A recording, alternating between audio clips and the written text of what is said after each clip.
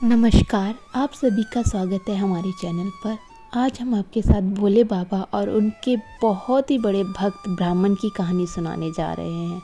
जो उनका भक्त तो होता है पर उसमें आलस्य भी बहुत ही ज़्यादा होता है, जिसकी वजह से उसके घर में क्लेश रहता है। और किस तरह भोले बाबा इस अपने भक्त का आलस्य दूर करते हैं, वो क्या तरकीब लगाते हैं, वही हम इस कहानी के माध्यम से जानेंगे।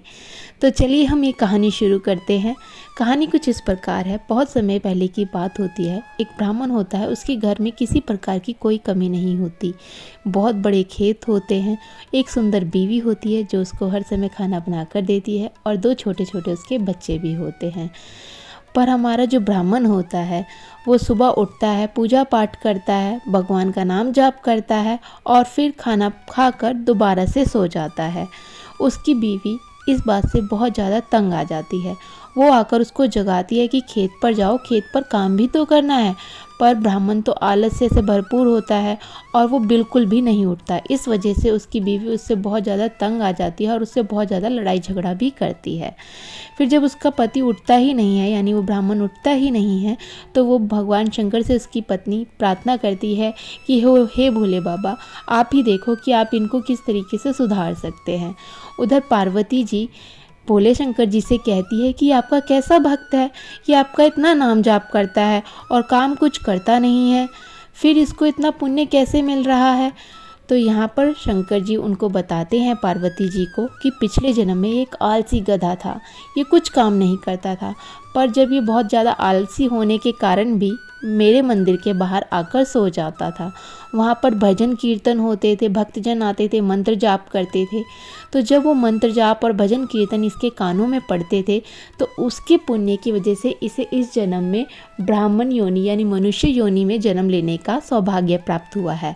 पर इसका आलस्य अभी भी दूर नहीं हुआ है, पर मैं इसका आलस्य ज़रूर दूर करूँगा।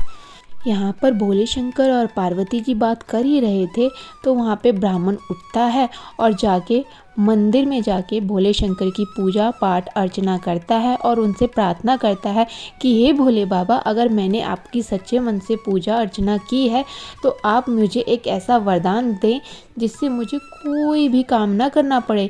जो मैं काम करना चाहूँ वो मैं उसको बोल दूँ और वो काम अपने आप हो जाए। और हमारे भोले शंकर बाबा तो बहुत ही भोले हैं, उनसे कोई कुछ भी मांग ले वो तो झट प्रकट हो जाते हैं और उनको तथास्तु कह देते हैं। तो यहाँ पर भी यही हुआ। हमारे भोले बाबा जी ब्राह्मण के सामने प्रकट हो जाते हैं और उनसे कहते हैं कि मैं तुम्हें ये वरदान देता हूँ, पर मैं तुम्हें एक त्रिशूल देता हूँ। इस त्रिशूल को तुम जिस भी चीज़ पर लगाओगे और उससे जो काम बोलोगे वो काम तुम्हारा तुरंत हो जाएगा। पर अगर वो काम हो रहा है और तुमने उस काम को मना कर दिया कि अब ये काम नहीं होना चाहिए, बीच में उस काम को रोक दिया, तो ये त्रिशूल तुम्हारा गायब हो जाएगा। तो इसलिए जब भी तुम इस त्रिशूल से कुछ काम करने के लिए कहो तो बहुत सोच समझ कर कहना। तो यहाँ पर जो शिव शंकर जी होते हैं उस ब्राह्मण को त्रिशूल देकर वहाँ से अंतर ध्यान हो जाते हैं। और त्रिशूल को पाकर हमारे ब्राह्मण का तो खुशी का ठिकाना ही नहीं रहता, क्योंकि उसे जो चाहिए वो उसे मिल चुका होता है, ताकि उसे कुछ काम ना करना पड़े और जो भी वो कहे काम अपने आप ही हो जाए। तो सबसे पहले ब्राह्मण जाता है खेतों में, जाके हल को उस त्रिशूल को लगाकर कहता है कि यह सारा खेत जोत दो और फिर तुम रुक जाना। और फिर ये कहकर वो वहाँ से चला जाता है, तो खेत अपने आप ही जुत जाता है। और फिर वो घर पे जाकर एक चाय पत्ती के उसको लगाकर कहता है कि मेरे लिए एक कप चाय तैयार कर दो। तो चाय अपने आप बनकर तैयार हो जाती है। चाय में दूध डल जाता है, चीनी डल जाती है, चाय पत्ती डल जाती है और उसके लिए एक कप चाय जल्दी से तैयार हो जाती है। और ब्राह्मण ये देखकर बहुत ज़्यादा खुश हो रहा होता है कि सारा काम अपने आप हो रहा है, मुझे तो कुछ करना ही नहीं पड़ रहा। फिर अचानक से लाइट चली जाती है, क्योंकि वो सोने जा रहा होता है। फिर कहता है ये तो लाइट चली गई। तो यहाँ पर बीजना रखा होता है, जिस तो वो त्रिशूल को बीजने से छुआता है और कहता है जब तक लाइट ना आए तब तक तुम मेरी हवा करना और लाइट आने के बाद तुम बंद हो जाना।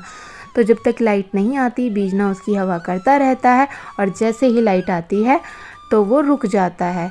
फिर रात को जब वो उठता है खाना खाने के लिए, तो वो सोचता है कि कितना अच्छा हो कि खाना खाने के लिए मुझे हाथ ही ना इस्तेमाल करने पड़े, खाना अपने आप मेरे मुंह में चला जाए।